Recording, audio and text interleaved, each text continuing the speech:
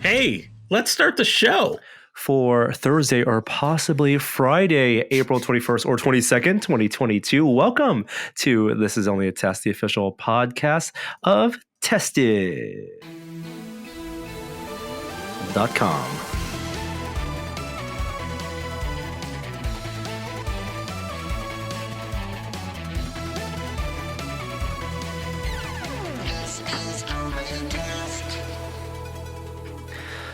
Hello and welcome to a late podcast this week, but for good reason, which you will see as we get through the show. I'm Norm, of course, joining me, my co-host Kishore. Hari Kishore, good to see you. Good to see you as well. Yeah, we are actually recording this early in the week just because of our schedules. Today, I'll give a shout out, is actually my wife Danica's birthday. Happy birthday, Danica. And happy 25th birthday, Danica. Exactly. Looks incredible for that age. And we're just podcasting. I'm podcasting in celebration of her birthday. It's okay. We all got, she got a birthday present. The Chris Paul lost. The Phoenix Suns lost. So happy birthday to her and everyone who's not a Phoenix Suns fan. If you're into playoff I will basketball. say we're recording it early in the week. And so it's 4:20 somewhere. And I loathe 420, and only because I live near Golden Gate Park in San Francisco, and there is a swarm of people that come to celebrate 420, and I actually don't begrudge them at all. I encourage them to have fun. I begrudge the people that park in my driveway so that they can enjoy the festivities. Yeah. And it just makes going to work and like picking up my kid from school just like a nightmare that day. And so I, for one day a year, legitimately turn into an old man that has get off my lawn vibes, and it's 420 that's Yes. going to happen. You turn into the anti-pot pumpkin. Just turn into that grumpy pumpkin. I was in that neighborhood earlier today. We took a little bit of a lunch break and walked through the San Francisco Botanical Gardens. Did not smell any pot. It was actually very empty. If you are visiting San Francisco and you're looking for something to do, I highly recommend, of course, Golden Gate Park, our famous park, our version of Central Park in New York. That was the design. The city planners, when they planned it, wanted to make something that was expansive, that stretched through the city. And we have amazing parts of San Francisco, including the Polo Fields. That's where the big Outside Lands concert is. We have the California Academy of Sciences, which we've covered on Tested, Friends of Tested. And Kishore, of course, the nightlife events, the De Young Museum, but one of the lesser known attractions, a mere hop and a skip from the California Academy of Sciences, is the SF Botanical Gardens, the Arboretum. It's this large botanical preserve that was it's left to the city. It's massive. It's not as well known as maybe like the Japanese tea garden, but they're actually run by the same people now and free for SF residents. It's only $10 to get in. If you're just looking for a place to maybe smoke some pot, don't recommend it. Take your kids. They have a great children's area, or just go for a leisurely stroll before getting hungry and getting a hot dog right outside at the hot dog stand. A great way to spend a sunny afternoon in San Francisco, the rare few ones that we do have. I want to see you try to segue your way out of that one. What was I going to say? What was my segue? Oh, let's go back to, we were walking there for Danica's birthday, and then I wanted to talk about some of the things I did get her, because I'm very, it's like a challenge. I don't know if you've been married for a while now, Kishore. What do you usually get your partner or your significant other for their birthdays? You try to make a big deal of it, because there are many milestones. There's like, obviously there's the holidays in Christmas time, there's birthdays, there's anniversaries. I feel like those are the big, things every year. I try to get something nice and do something nice, but it's tough. It's getting tougher. Yeah. Well, we are kind of at the age where we just kind of get what we want, and the presents aren't as big of a deal as sort of the events, like going out to a nice dinner, or like taking time for a date night away from the kiddo.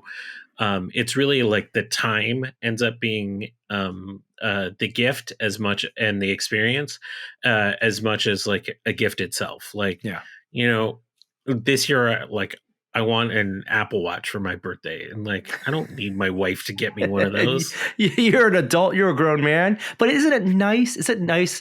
It's always nice to get something because you know the person best in the world, to get the thing that they would not get themselves or they did not know existed. I always try to achieve that. So like I had the option, and she doesn't listen to this podcast, so she doesn't know what the other possibilities are. But I was thinking I was going to get her an iPad mini. Like Jeremy was very happy with his, and it's her iPad's kind of dated now. So I was like, an iPad mini. She would love that. And instead, I said, no iPad mini. Like that's like a let's just we'll find some time and an upgrade cycle and get to that at some point of the year for the birthday. It's going to be special, especially we just had our second kid last year and who just turned 1. So like it's been a kind of grueling past year with 2 kids. Wanted to make it real special. And there was Wondercon this past week, and I found a print that was only sold in person at Wondercon of Wonder Woman, of course, from artist Michael Cho, who did the art for the 80th anniversary issue of Wonder Woman. It's a beautiful piece of art of her parachuting down with Steve Trevor. It's a very vintage, like pop art look to it. And I got that in a 13:9 print. And so that arrived. And then I also got her 2 Lego sets, both Vespas. There's a small 115-piece Vespa that she opened first. And then there was a new blue one that was 10 times as many pieces, 1,100-piece Vespa. Oof. So that's not just the Lego set. That's a commitment, a promise that we will put that one together as a joint activity. So those are the presents that I got Danica. No way to segue forward, but this is a little bit of a different kind of episode, as we talked about last week. In this new format with Jeremy having retired from podcasting, we're looking for friends of Tested, contributors from the site to join us from time to time, as well as internet friends, people who we may know that we haven't had a chance to really had great conversations with in this format. And halfway through this show, we are going to be welcoming in friend of Tested, Ben Eadie, fingers crossed, because we haven't got this video recorded yet as of this today, but Ben Eadie is going to jump on and we're going to chat with him about some of his recent projects, including a very special one he did with Tom Hanks, none other than Tom Hanks. So stay tuned for that later on in the show. But we're going to switch gears. And before we do that, we're going to cover some news and pop culture updates. The big news, of course, we had finally, I can say finally, because it's no other Marvel movie in recent memory has had a trailer, first footage appear so close to the release date. But we finally have the first teaser trailer to Thor, Love and Thunder, the 4th installment of Thor, directed by Taika Waititi, starring Chris Hemsworth, and a return of many familiar faces. What did you think, Kishore? This was a Taika Waititi teaser trailer. Guns N' Roses, perfect. Gives you the 80s vibes, even though Guns N' Roses might have been early 90s. Gives you those vibes right off the bat. It is, you see sort of the look, and you see probably some scenes that I assume are relatively early in the movie, showing Thor's sort of, let's say, recovery from his bodily state at the end of Endgame. We don't get much in this trailer. It is rumored that the villain, well, it's confirmed that the villain of this movie is played by Christian Bale, Gore the God Butcher. We don't see any sort of preview of that character. We just get one sort of, I'd say 2 payoffs. So one, we see the gods of Mount Olympus. What? Which I was a little surprised about.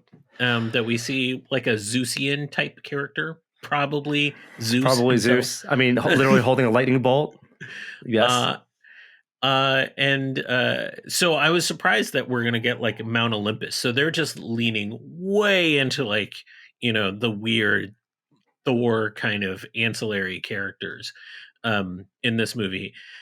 And then at the end, we get a big payoff of Natalie Portman's character in full costume. And she looked good. I like how you're dancing around it. $200 million people have watched this, or at least this trailer has been streamed over 200 million times already. I think it's fair to say what the character is, as they did announce it over 3 years ago now. Natalie Portman returning to the MCU as Jane Foster, aka also Thor, wielding the Mjolnir, a reconstituted, reassembled Mjolnir, not the one that Steve Rogers took back to the past in Endgame and returned to presumably Asgard in that time travel event, but the Mjolnir that was shattered by Hela in Thor Ragnarok. So many questions.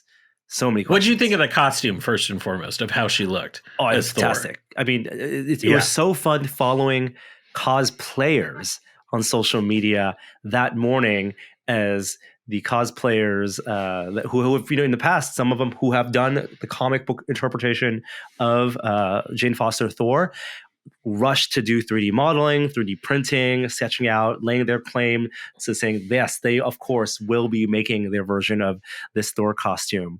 I thought she looked great. Natalie Portman looked great. She looked like she had done some working out, too. Yeah, and so definitely worthy of putting on the costume. Yeah, it was really pretty cool. You mentioned the Zeus thing. There's, of course, been much speculation because Gore, the villain, as we know, it's played by Christian Bale. Not shown in the trailer, but the idea is he hunts down gods, or those who see themselves as god figures in comics mythology, and we don't know if the Greek gods are going to survive. Like the thinking is the Zeus cameo or the Zeus appearance may just be setting up the stakes of how powerful Gore is, and it could be laying the seeds for maybe a post-credits Hercules appearance. That's one of the potential fan theories. I'm laying down my theory right now. I would love to see Henry Cavill as Hercules. I feel like there's better roles for Henry Cavill in the MCU. Sure. But I think that would be amazing. I think he'd have a lot of fun with it. Mustache or no mustache? No. Come on, that was a take it or leave it. Yes, but yeah, he could have full beard Henry Cavill. But there are shots in the trailer ripped right off of Jason Aaron's Mighty Thor run of Thor, seeing fallen gods. So again, laying the stakes of how they're going to potentially fight this god killer. You saw glimpses of Valkyrie running, the bureaucracy of New Asgard, including cruise ships and all, clearly not looking happy. Although you see Meek and Korg, so some returning favorites also from Thor Ragnarok. No sign of Selvig, so don't know if he's going to appear. No sign of Loki, which true. Probably the right call. The Guardians seem like they're just going to be, I think they've said this as much, just in the beginning of the film, connecting the dots to where they left off with Endgame, but really getting Thor on his own path and his own journey. A lot of it so much seems to be him finding what his path is in this film. Mm-hmm. Yeah. You know what? I didn't need to watch this trailer to be excited about this movie. Taika Waititi, especially after Ragnarok, has earned every bit of benefit of the doubt with his vision for this movie, and it looks just as fun as Ragnarok was. And what I'm really hoping for is what surprised me about Ragnarok. Ragnarok was fun beginning to end, but it had some incredible moments of heart that just like jumped out of the screen, and a few moments of just like pure villainy that were very comic booky in how they were executed. And I'm just looking for that. So I think his vision of Gore the God Butcher is what I'm most excited about. And probably there's going to be some tragedy in this. And I'm looking at you, Natalie Portman. I think she is in trouble. Yeah. In the comics books, I mean, you can find this on all the fandom pages and the Wikipedia pages. She adopts the power of Thor through necessity, also because they do deal with her having cancer as a character. So that may be something they tap into. It's not necessarily alluded to in here, but we don't know if this is going to be the last standalone Thor movie. No other, I think, Marvel characters has had 4 movies. Is that true? was there? Yeah, there's no other. Right, Iron Man 3, and then that was it, right? And yeah, so we don't know what the future holds for the character and Chris Hemsworth taking this role. So hopefully they tie a bunch of story ends, tie that arc together. And I mean, it's hard to see him stop, put up the cape and the hammer at the end of this, but maybe he walks off into the sunset in much the way that Captain America did, Steve Rogers did, while leaving the door open for some type of cameo coming up later on. But that's coming out July 22nd, I want to say. So we're only a couple months away. And I was happy to watch the trailer. Random aside, my connection to that song, Sweet Child of Mine, most prominently Guitar Hero 2. Guitar Hero 2. That was one of the big songs. And part of me watching this trailer wanted to break out that plastic guitar and play and I get the muscle memory back. And I would love a Guitar Hero, playing the Guitar Hero song while watching this trailer. That'd be it feels like the right pop culture intersection. All right, quickly moving on. Quick note: Batman is now on HBO Max. If you didn't know, if you haven't seen it, it's a weird thing. People are saying that they're enjoying it maybe less watching it at home. It feels like Warner Brothers made the right move putting this on the big screen exclusively. Can I tell you something? Because of everything that was going on in my life, I haven't seen the movie yet. You haven't seen it yet? It's the first Batman movie I haven't seen in a movie theater. And I was hyped about this, especially after the Nirvana trailer. Yeah. I was sold. Yeah. But life got in the way. And now I'm going to watch it on HBO Max this weekend. There you go. Let me know how it goes. It feels sad to say it, but that's where I ended up.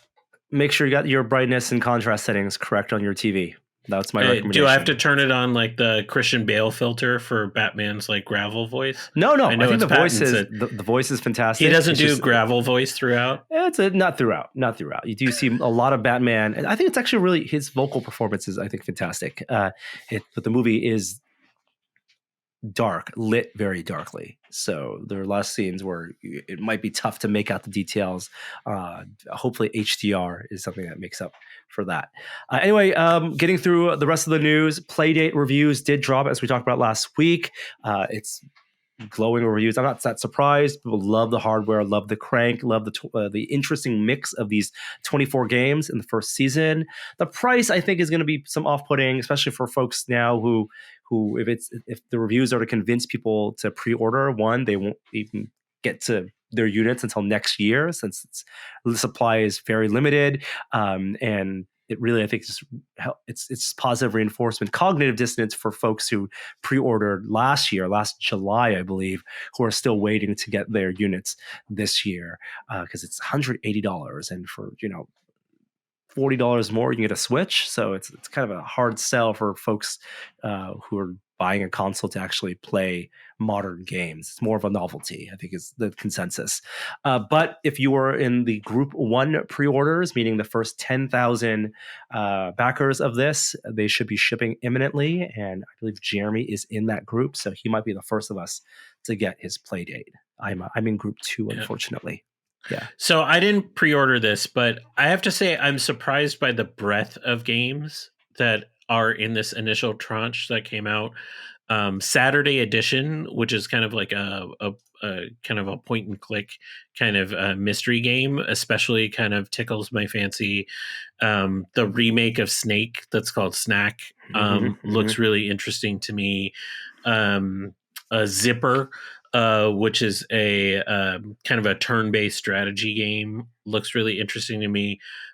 These are all really different game types and genres that I mentioned. And so I got to give a nod to the developer community that they really brought on board for at least this initial tranche. Now, where are we going to be 3-6 months from now?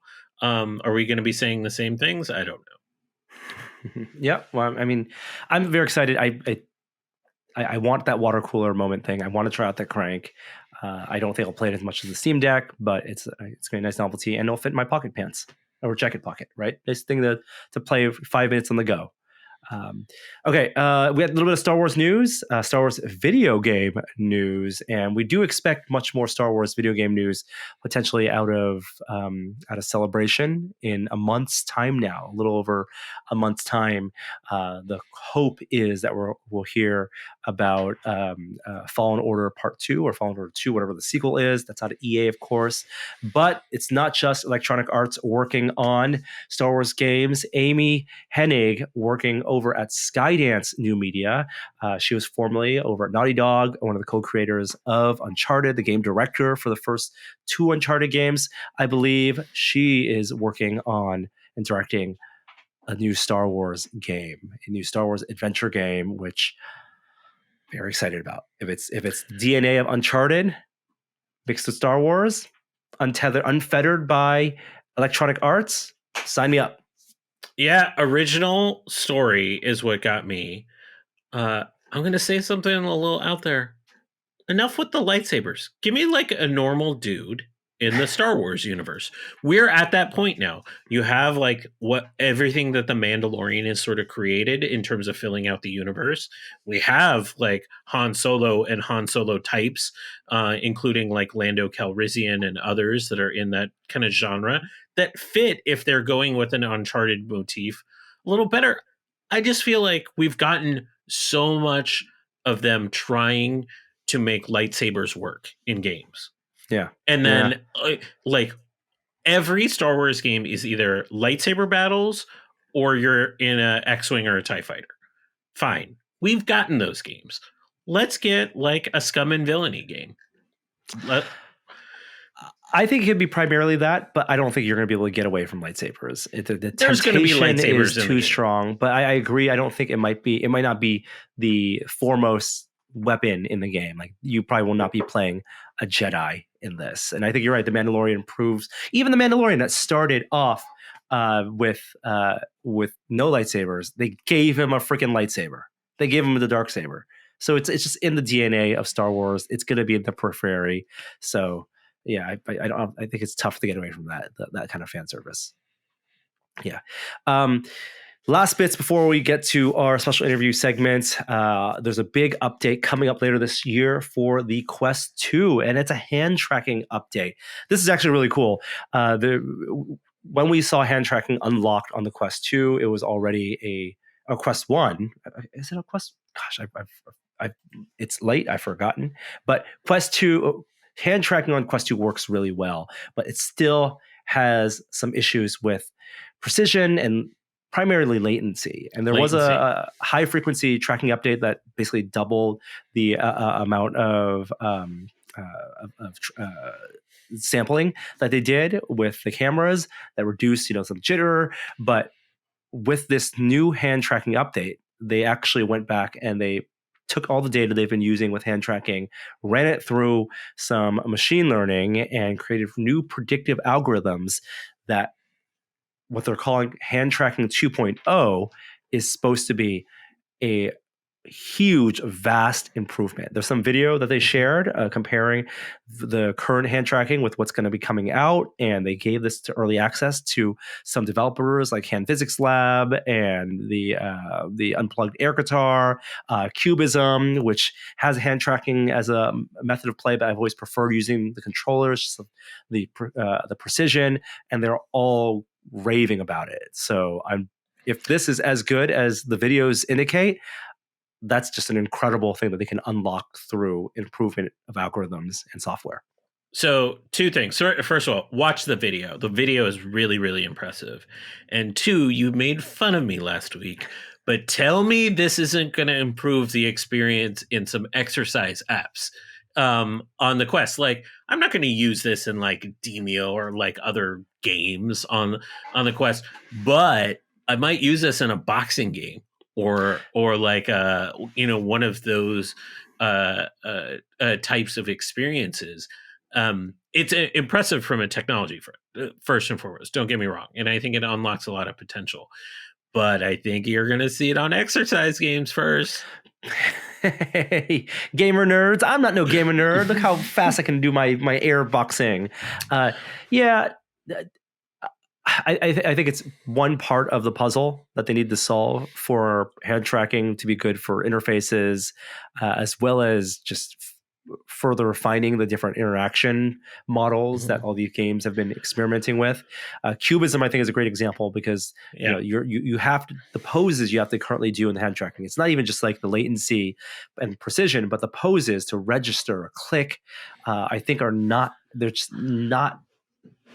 They're sufficient. And they're sufficient for things like web browsing, but they can't compare to how immediately, how responsive, and the passive haptics you get from holding a controller. And so, for me, it'll still be tough, but I will enjoy having it as a way to do some more maybe social applications, the avatar tracking, just having those types of. You can grab your glasses in VR. Oh yeah. I'm going to go a little out there now, but this actually makes me more excited about an AR venture from them. If they can get this kind of optical hand tracking right, it makes the potential of a future AR headset more interesting. I don't even know what the right term is. It's not headset, glasses, whatever you want to call it. When it comes to actual precise hand tracking, I mean, you remember when Joey and I and Adam went to the Mars event, that Amazon thing? Yes. And while we were there, Joey filmed a segment with Control Labs. This is pre-acquisition by Meta, and they had like wearable technologies, like a wristband kind of thing that would track essentially nervous system signals, electrical impulses, and then use that to actually do precise hand tracking. They're part of Meta. So I imagine when we talk about real precision hand tracking, we're going to see a wristband based off of the Control Labs technology.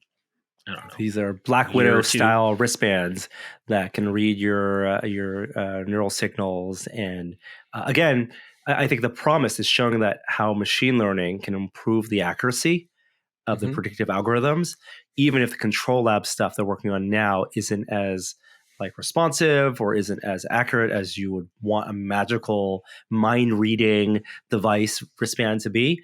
Over time and over use, the promise is that they can be that accurate and that magical because of all the machine training and all the improvements in the software that they're going to make. They have enough of that data, both in combination of the optical with looking at your hands, as well as the actual neural signals.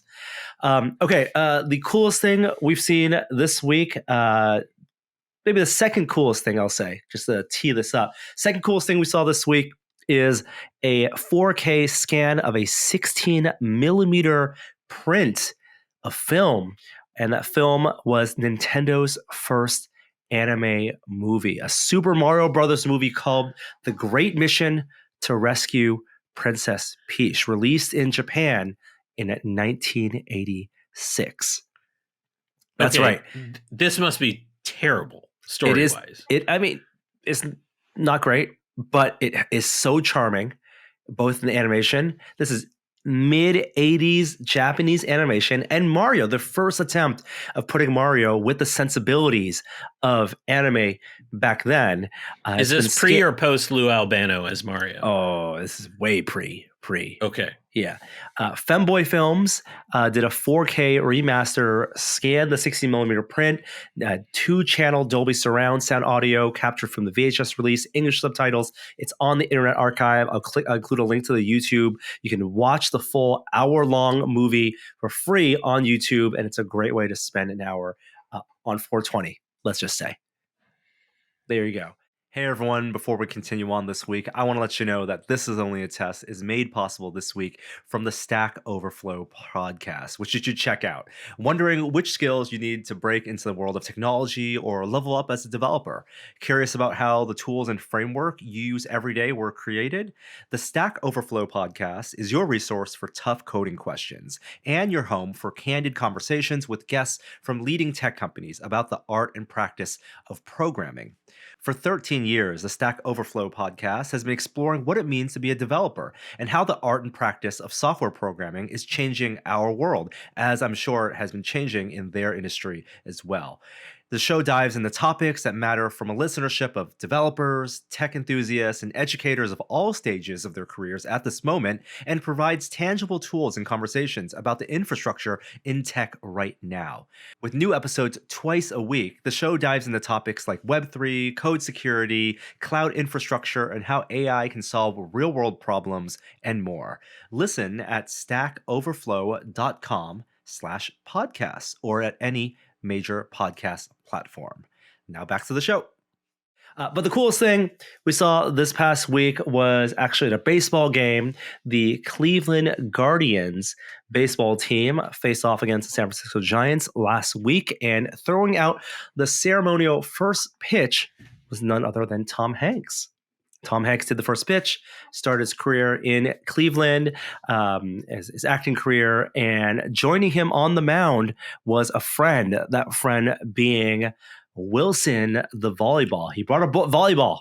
I know, it's a little weird. Wait, he was in a baseball movie called A League of Their Own, but he went with Castaway? You got to go okay, with it. You just got to go with it. He brought the Castaway. He brought the volleyball with his painted face on it. Set it on the mound, got ready to throw the pitch, and as he was ready to throw the pitch, Wilson came alive, or had a mind of its own, rolled off of the mound. He picked it back up, put it back on. It rolled off again. Ran around the field a little bit, a little bit of a head nod to the camera. A little bit of hijinks ensued. And then, of course, Tom Hanks threw the pitch. Decent pitch. Guardians lost. Giants won. Go Giants. And everyone was left wondering, how did they make that happen? And to answer that, we have a guest. Our guest this week, Ben Eadie, friend of Tested, who actually worked with Tom Hanks, recommended by Adam, I think I can say, and made this remote-controlled Wilson ball come alive. So let's take a listen to a conversation I had with Ben about his projects and about this project in particular. So I am so thrilled to now invite to the podcast and welcome to the podcast our friend Ben Eadie. Ben, hey, hello. It's been so long. How have you been? It's you know what? I've been around everywhere. It's been busy, but yeah. For folks who may have seen our Ghostbusters coverage, I and we on the Tested team met Ben in person on set. Many years ago now. Gosh, it must have been 2019, summer 2019, where you were running the props on the set of Ghostbusters Afterlife. Yep. And it was so fun hanging out with you, where Adam got to geek out with you in the props trailer. People loved that footage. And since then, I mean, obviously, the movie, we all loved it. But you've had a great opportunity to dive deeper in some of the work you did and the props team did. And how have you been enjoying that? What have you been able to share? You know what? This is one thing where I seem to have developed enough trust with Sony and Ghost Core that I can share as much as I want. They seem to trust that I'm not going to wreck anything. So I've been very, very lucky as somebody who's worked on a movie. This is unheard of, sort of, as far as like being allowed to do. But they've trusted me, and so far it's been working out really well. And we got to take. I got to right a wrong. I squished one of the RTVs. It was completely destroyed. And I used that as an excuse to admit to them that I kind of took the pieces of the prop home with me and wanted to fix it. So we did the RTV rebuild. And man, that was a lot of fun. You know, it was frustrating, but you know, it was pretty fun. Absolutely, and we've been on a few movie sets before. Met a few people who work in the props department, and some of the things we love are people like you are just great, obviously amazing engineers and professionals who can work in that production environment and for the needs of production, which I'm sure, as you can explain, are maybe different than the needs of prop making for personal use or convention use, right? So, but also you come from the community as well, and you're like the other folks working on Ghostbusters become stewards of the franchise and keeping true to the original and making sure, keeping everyone, kind of honest about what fans know and love about these props. Well, very much so. And it's I was such, wow, I'm kind of flummoxed because I still, like, it is a dream come true. It forever will be. when I was getting hired, or when I went in for the interviews and stuff, they asked me how much of a fan I was. And I reached into the case that I brought with me with like my portfolio, and I pulled out some resistors for a proton pack, and I slapped them on my table, and I said, well, I'm this much of a fan, is that, I'm building stuff right now. And I think that was pretty much the clincher, right?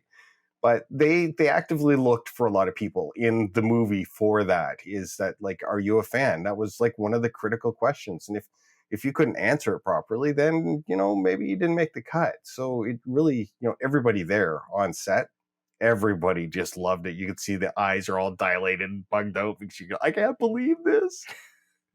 And it was by no means your first rodeo, because No. You've done plenty of stuff. But for people who don't know, because we didn't meet you until Ghostbusters Right. Afterlife, can you share some of the other projects you've been on and some of the fun engineering challenges and prop making challenges you've had to do?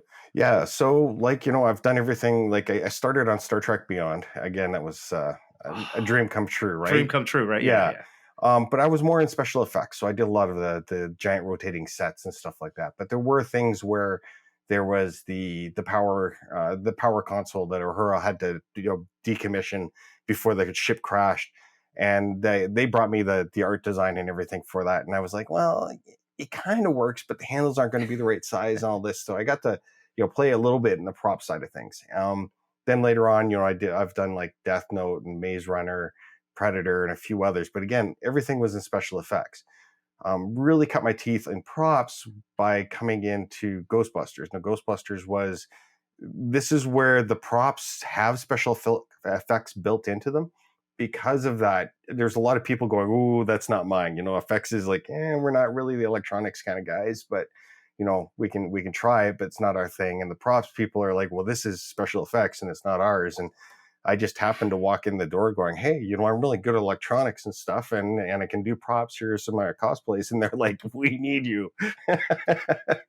So, kind of roundabout how I've gotten to where I am. And I find that I'm getting stuff outside of movies now. Recent project with Wilson was kind of a good example of that. So Yeah. Well, let's talk about that, because that is that intersection of prop making and some effects work, because it had to be a real practical effect for a live broadcast. Yeah. We explained a little bit of the scenario that happened with the opening, the pitch, Mm-hmm. the first pitch that Tom Hanks did. Yeah. But you were brought into the project. You had this brief of the constraints, the parameters of this, and how did it happen? How did you guys make it work? How did we make it work? Basically it come down to is Tom called me up and said, hey, I want Wilson to roll around like a BB-8. And I'm like, yeah. And he's like, can you do it? And I said, me personally can't, but I can get a team. I can make this happen. It's not, not a huge deal. And this is one thing where a lot of people don't necessarily understand. I'm not an island. I happen to be the forward-facing person for a lot of the stuff I do, but I'm always part of a team. It's never just me. And there's no way I could complete half the things I do. So got a hold of some friends, and they put me in touch with the guy who actually developed the Severo and invented it, and said, hey, can we make this happen? And he's like, oh, yeah, we could totally make this happen. So we ended up with, he developed this platform for me. It's a little different than the Sphero. It's a lot more basic, where it actually spins the ball. It's physically connected at these 2 points. And the reason we did that is because it's live, you want it to be as robust as possible. And there's so many different failure modes with some of the other spheric robots that this was sort of like the best choice. And simplicity in this case is obviously the best choice. And so he did that, and I worked on the shell and the painting and everything. So there was 2 Wilsons. One is never enough, so you always got to make 2 in case the first one breaks, especially if it's a live event. And so this was like the first major live event I've ever done, and the nerves are similar, but like they're amplified because that like you've got one take. You have no choice. This is it, right? Yeah. So you kind of freak out, but again, I'm good at driving radio controlled stuff, but I have a guy who drove the RTV here in town, and I called him up and said, hey, do you think you could drive this ball robot? And he said, yeah, let's give it a try. So he drove it around, and obviously he can hit his marks every time where I can't. So you always bring in the people that can do stuff, and he pulled it off. Mike's just, yeah, I can't say enough about this Mike. He's such a good person, and he's calm. And it's funny because like he seems like he's the calmest person in the world and no worries. And after the event, he's like, oh my God, I'm going to lose my mind. It's nerve-wracking and thrilling at the same time, I'm sure. And then you mentioned the BB-8 inspiration, and it makes me think of all our friends who are the robot builders, right? Who are also have done work with Disney and done stage work or parade work, and even that Star Wars Celebration when they first rolled out the robot BB-8 on stage, and everyone fell in love with BB-8, and that was like an unveiling. And you have to, it doesn't have to function like in a novel way, being a spherical robot. It has to perform. It's a character. Yeah, exactly. And Wilson has a face. People have this connection. There's this relationship that the fans have with Tom Hanks and Wilson, a expectation, if you will, of the relationship. And it was so cool. I mean, there's a whole bit, right? It was like the whole thing. So. It wasn't just rolling around for rolling around's sake. And it was funny too because we're doing it live. We can hear the announcer, and they had no idea that this was happening, right? Okay. So like there was a day before we went out into the field, and one of the announcers, the guy that was announcing everybody onto the field, was there, but the other announcers calling the game had no idea. So. They saw it roll off and they're like, yeah, it's windy down there. Ha, ha, ha. That rolls down again. And they're like, that's moving further than it. Hey, is it remote controlled? And I kind of giggling. So I'm like, and it's a lot of fun doing that kind of stuff for sure. And it's, it is what it is. There's so much that you can do and surprise people. And you could hear the crowd really ramped up as soon as they realized it, like he's alive. And it was so much fun. Yeah. Did you get a chance to see the broadcast and how they filmed it? I presume the broadcast people were either in on it or they adapted fast enough to get a tight shot and a close-up shot, so you can see the head nod. Camera knew that this was going to happen. Okay. So, and we had planned everything. So, like Wilson's face was going to be prominent when he put it down. But as soon as the ball's rolling around, let's show the C on the back to show that the Guardians logo and everything. So we went with that, and it's. I don't know. I'm still kind of coming down off of it. It was only a few days ago, and I'm still kind of absorbing like what just happened. Well, congratulations on such a fun project and a successful project and a team effort, like you said. Yeah. Not just one person doing it all. It's a bunch of different disciplines from the very much RC so. Control and the robotics inside. Yeah. Yeah, I want to switch gears a little bit and talk about some of the stuff that we know you for, because when you were down last in San Francisco, you were working with Adam on his proton pack. Yes, so much fun. One of the things, it was super fun. You, Sean Charlesworth, and Schachter, again, years ago now in this pre-pandemic time. But one of the things that you incorporated into his pack that blew my mind, and I at that point couldn't really fully comprehend it, was the lighting. Oh my God, LED lighting. And talk about your experience with lighting, like the kind of principles that you use and the tech that you use, because that seems to be an area that's rapidly changing and rapidly improving. It is, and it's so interesting because back then, super cutting edge stuff that I was playing with, it was a company coming out, and they've changed names. I'm not going to say the old name, but the new name is called Botanical, and they've come up with a really good graphic user interface for people to program things with lights. And I've been working with them since like Ghostbusters time, essentially. And, we've been going back and forth on what they should and shouldn't do with their user interface.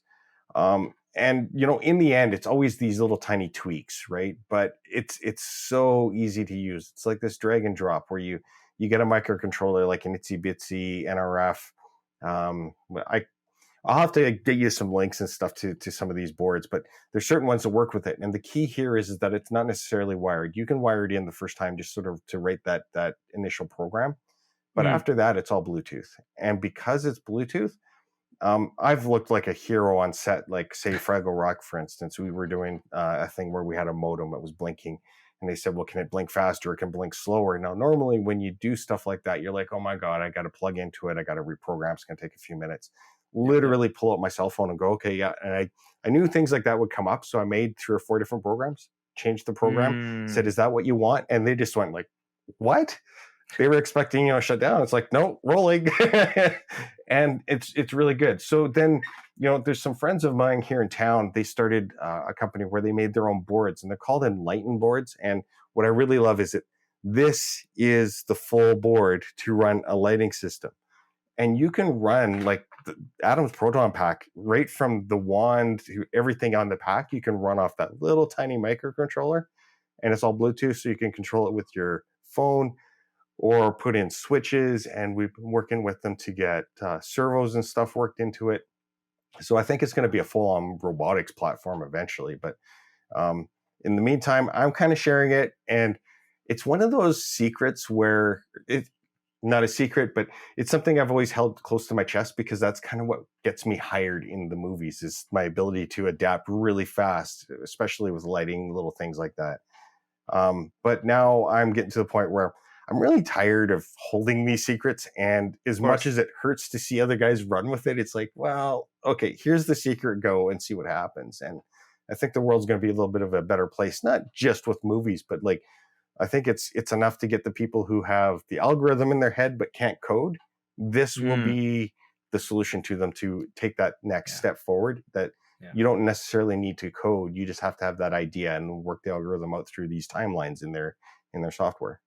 Yeah, that friendly user interface. Yeah. We'll definitely include some links to that. But I think you're right. I mean, the sharing of information. And I would say that it's not just knowing the name, the Rumpelstiltskinning of the technology that's important, but even as you described it, the preparedness, right? It's about anticipating the needs of production and being prepared to adapt. And yes, they're used to maybe electronics being a slow thing or effects being a slow thing, but like that's what's going to get you the job is being able to. Huge. There's so many people. I was just on Hackaday on this chat, and we were talking about things, and I said like that I spend 50% or maybe even 40% actually building the props or the effect.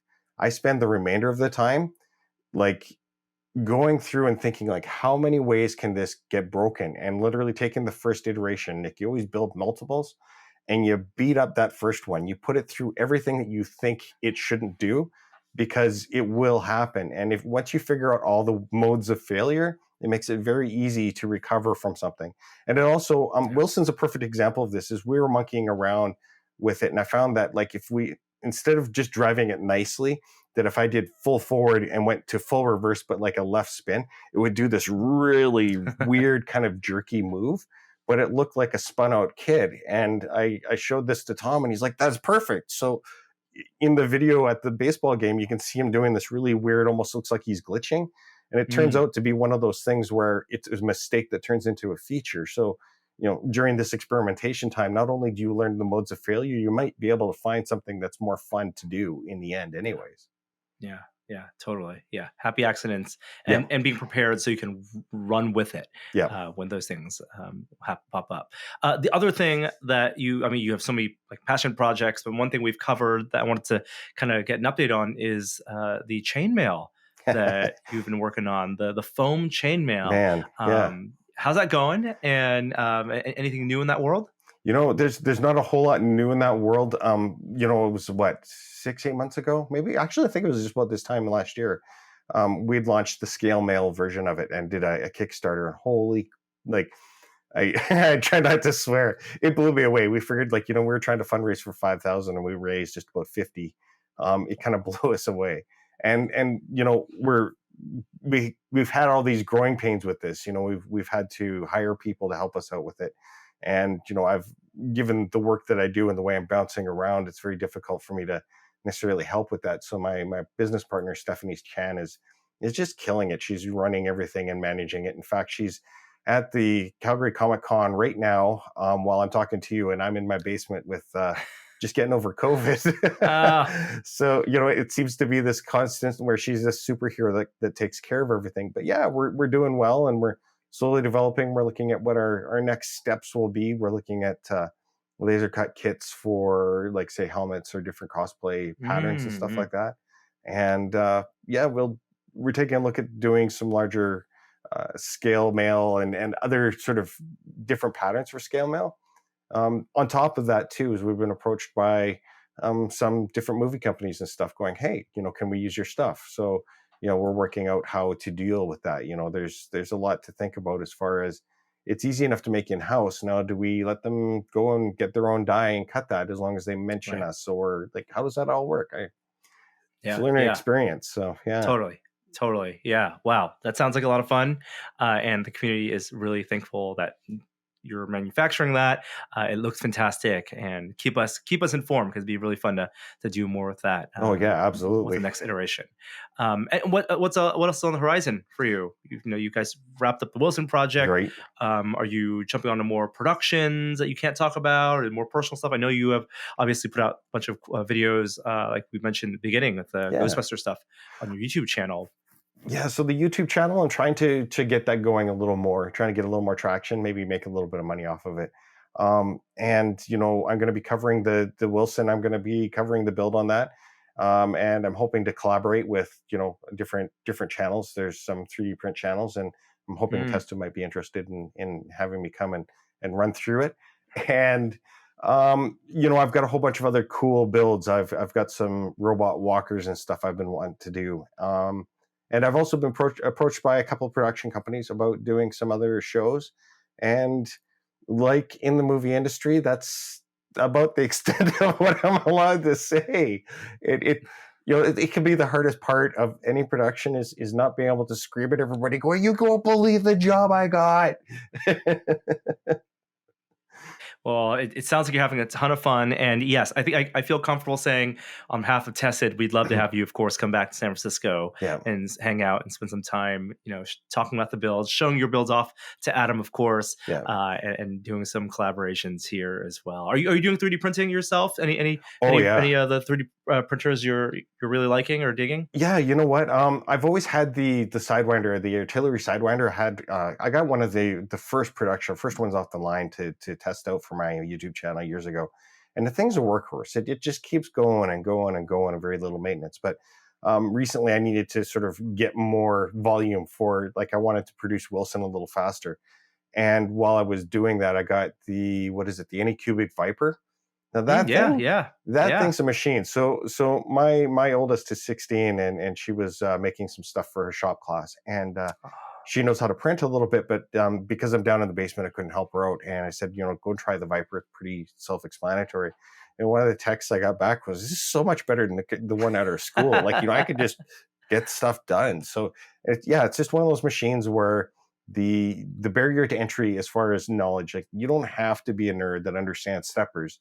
You have to be able to understand how to download a slicer and be able to put it to your machine and the basics. So that's kind of my new favorite printer is the Anycubics. And, while I was doing Wilson too, started using this stuff, lightweight PLA. So it foams up and there's some really cool tricks. I learned, it's kind of a hybrid between what some of the radio control guys do for aircraft and for boat hulls and stuff. I've made a modification to it, and I kind of think of my 3D models in the inside out, but I can print pretty much everything in vase mode. And like, here, give me 1 sec. I'm going to show something I'm kind of proud of here. Sure. Yeah. So make these helmets and armor or something I love. Now I'm working on this armor helmet. Now this here is just a raw print, right? Yep. It's a standard, dome. Yep. So you go on there, and then you have like the nose bridge coming down. Sure. Yep. So normally when I print these, it would take about 10 to 12 hours to get done.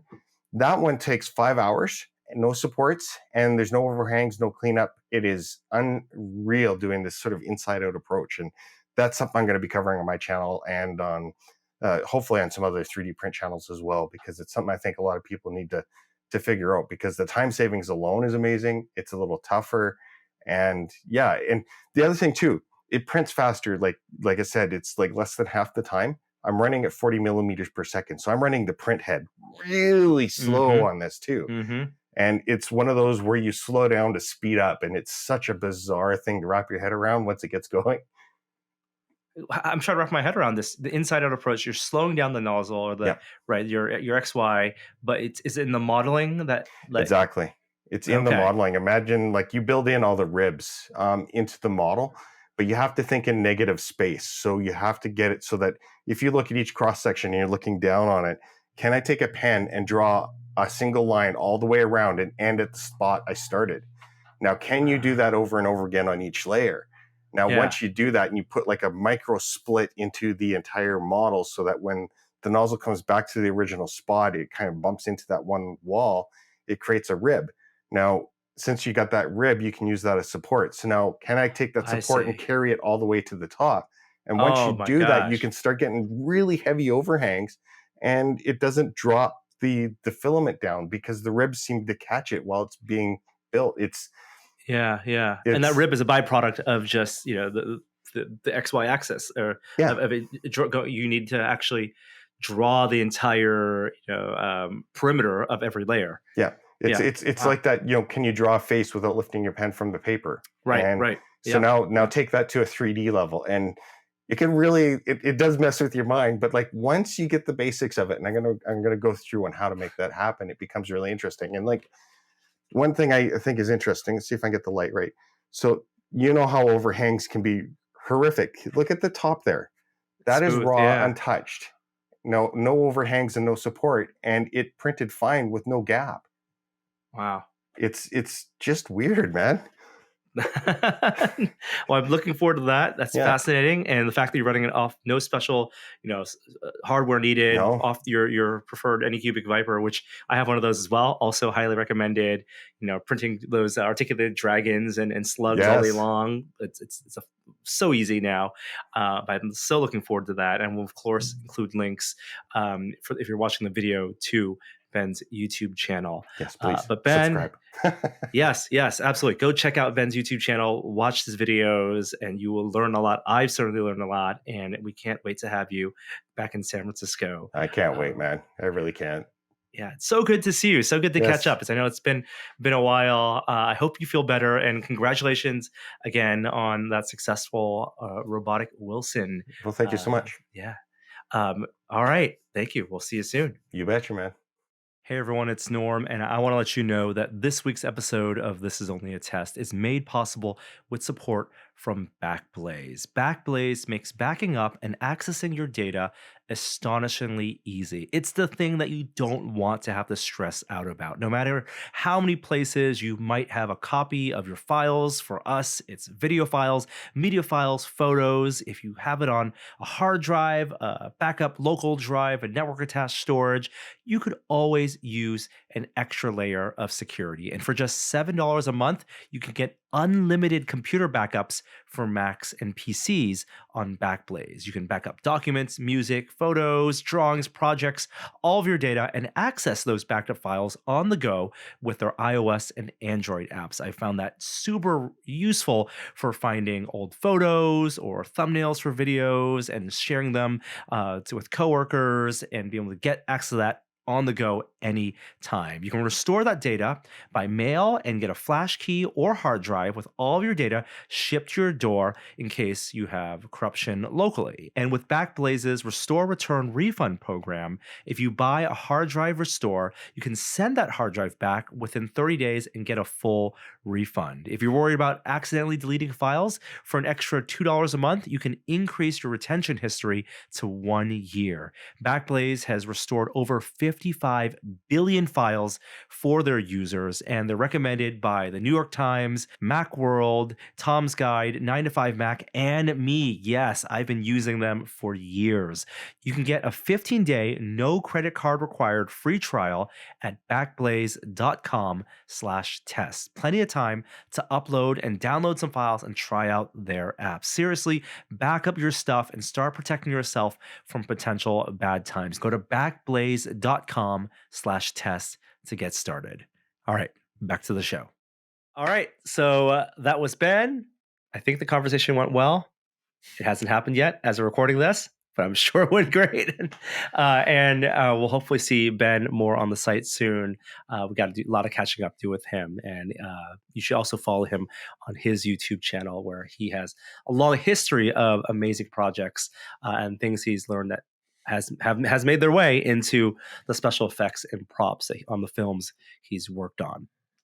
All right, wrapping up the show, I want to get over some stuff we've been testing. And Kishore, I want to start with you.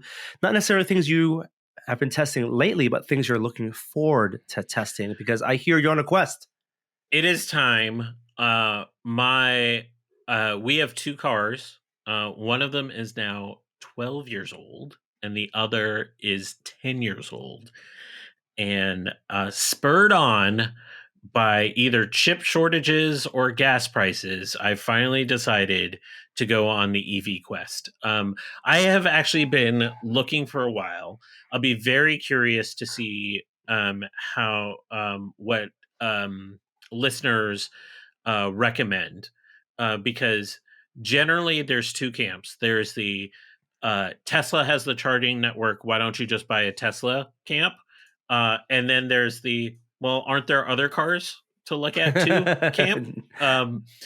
And I'm going to try to be in that second camp and look at as many different EVs as possible. A neighbor got the Rivian. I test drove a Mach-E, which was so much fun. That was an awesome experience. I have spent a fair amount of time in some Bolts, which is like the economy version of an EV right now. I'm really interested in the Kia EV6, the Hyundai Ioniq, and the Volkswagen ID4 as the next 3 I'm going to be checking out, because I'm trying to replace an SUV style car. So the crossover at SUV kind of styles of those 3, I think, are particularly intriguing. I'm not going way out there with any of the kind of futuristic kind of models, or stuff that is pure vaporware that exists out there, Rivian accepted. But I am looking for recommendations for cars to check out over the next few months. What did you like about the Mach-E? Well, when you said it was awesome. Fun. It was fun. You get in and you feel it still retains a little bit of like the Mustang kind of how do I like styling, I guess is the best way to put it. You get in and there's I've been in a few EVs where you're like, this is all futuristic. There's too many screens or some stuff is out of place. And you get in the Mach-E and it feels like a car still. So like everything is kind of where you sort of expect it to be in the context of an EV vehicle. And then you hit the accelerator and that thing freaking goes. Which is the case with all electric cars, right? I mean, anyone who's never driven, right? They all have that drive and torque. But this was very much on like the ludicrous speed kind of level of those Teslas. Like this thing goes. And it just had like a kind of a fun vibe, and that sort of frame, which is kind of a SUV kind of crossover frame, is really interesting. So I had a grand old time in that car. It felt sort of sensible for an EV compared to like the Tesla interior. You felt like it was a different design, but one that completely made sense in the context of how you use a car. It like handled super, super well. And so I just had a blast driving that car around. And I'm not the only one. A lot of reviewers have liked that car. Like a lot of the criticism are around range and some other factors there. The other question I have is for the Mach-E, did they have the fake engine noise turned on or off? No, it was not on. Are you sure about that? If you test drove that at a dealer, my guess is they had it on. I drove it like a friend has one. Okay. But that's the thing that they would turn. Yeah. So I'm glad you didn't necessarily have that on, because that's one of those things that it's funny because it's a thing people expect, and it's weird for people who have never been in the EV to sit in one, feel the torque, but not hear the revving up of an engine. And this is one of those things that just makes people feel, just like the styling makes them feel more comfortable, like this is a more familiar vehicle.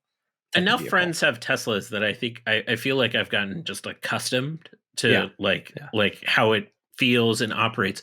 And and enough friends have Teslas at this point that feels like the standard of what to expect when you get into EV. And when I got into the Mach-E, I was like, oh, this is different. Yeah. But I need to sit in a bunch more. And I want to buy a sensible one. Is the thing. Like, I want to buy a car for the next, whatever, 7 to 10 years. So I'm looking for a sensible choice. And I got to say, I normally would just go with something like the Bolt, because it is the sensible of the sensible cars. Like, it's perfectly sized for like city driving and stuff. But Jeremy was right about the Bolt. The seat is uncomfortable. Like, you can't. I sat in a couple and I'm like, this sucks to like sit in traffic. And so I was kind of turned off by that. I know that's eminently fixable, but it's an interesting time because of the supply shortages, because of the urgency and of the gas prices that makes everyone. But at the same time, supply of the vehicles there's a long waiting list, right? It's like everyone wants to get in on it now. But even if they feel like they want to get a Tesla, the waiting list is so long that people are selling their used cars over MSRP, and they feel like they can jack up the prices higher and higher because people or take away the features. I think I read recently that folks buying the new Teslas will not get the home charger, the plug. Like the iPhone, you don't get a charging cable. They won't get the home charger. They expect you to pay a couple, like $250 for one, or have the install of the dedicated unit at home, or use their charging network. It's just that it's a different. It was 8 months when I contacted Tesla about the waiting period to get one, which is like, it's a long time.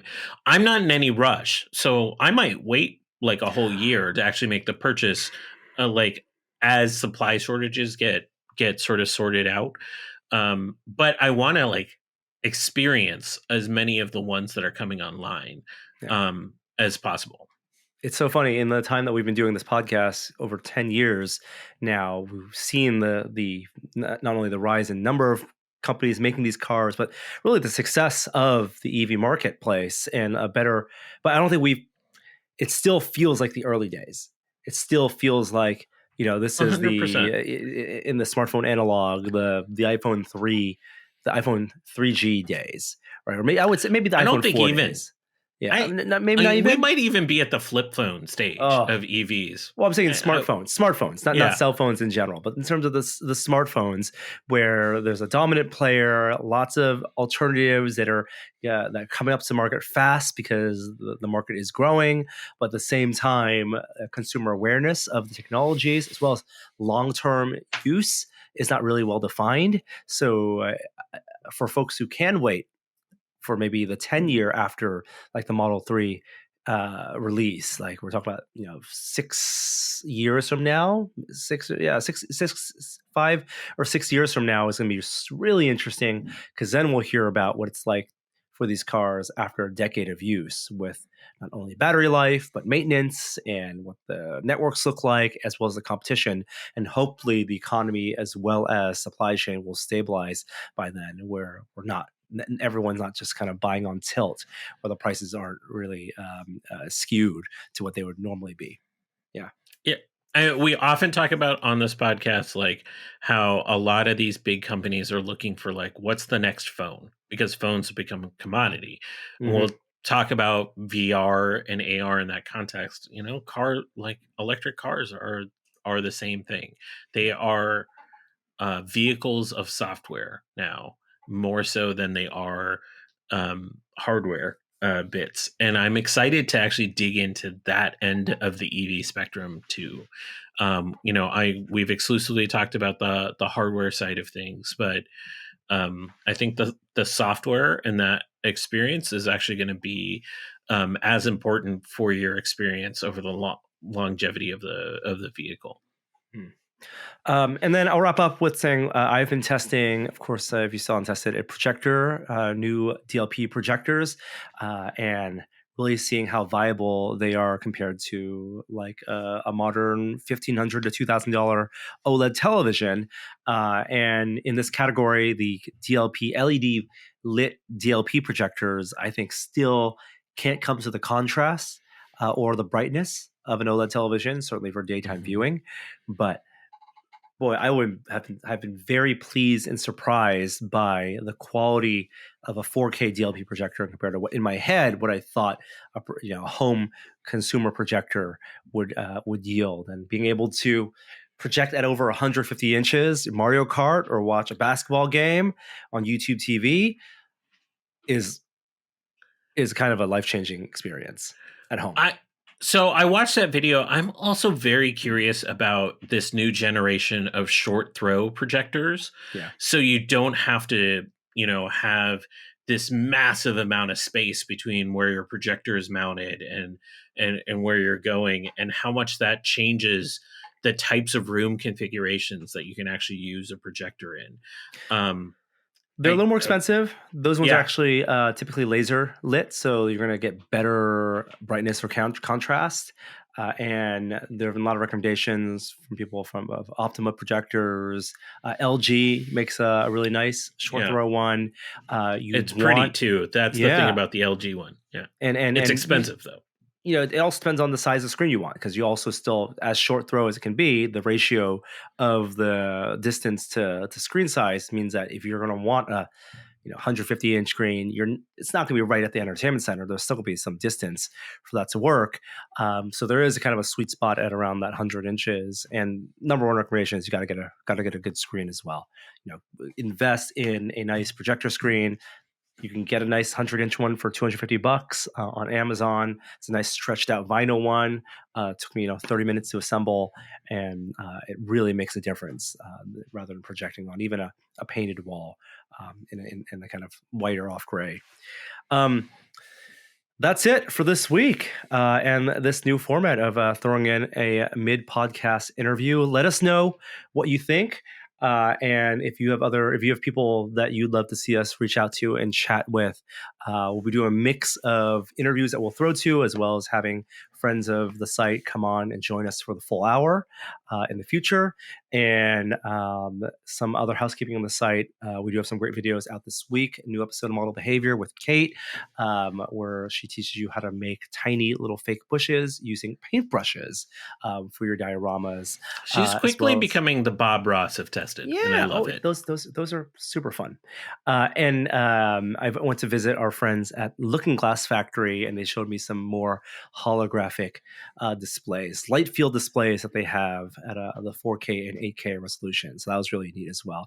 And I'm crossing fingers. I think I'll have time to finish up a Lego build in a video for this weekend. So if that happens, then I didn't get the sleep I wanted, but you got the video and I got the finished Lego build.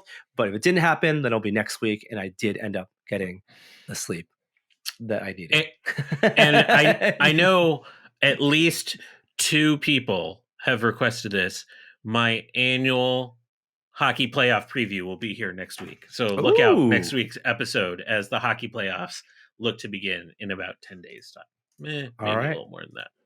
Wow. We're reaching that point of the year where we can have all the sports happen at once, right?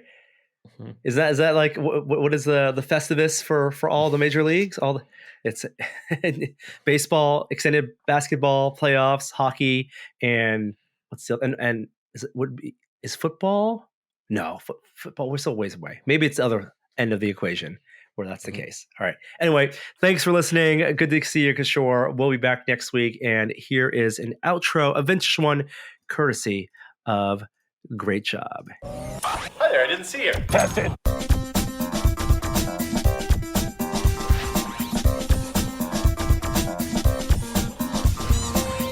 All right. There's one existential question that's been on my mind for decades. Mm-hmm. And it's really one that I think most people have asked, and it's really, why do horses only have one toe? Whoa. Why would they have developed one out of that? Like, evolution doesn't be like, yeah, I don't like that toe. Get that toe out of here. That's the way God wanted it. Got an answer for that? Nope, don't remember, but Moment of Science shall return. All right. Just like MCU, Moment of Science will return. All right. See you all everyone next week. Bye.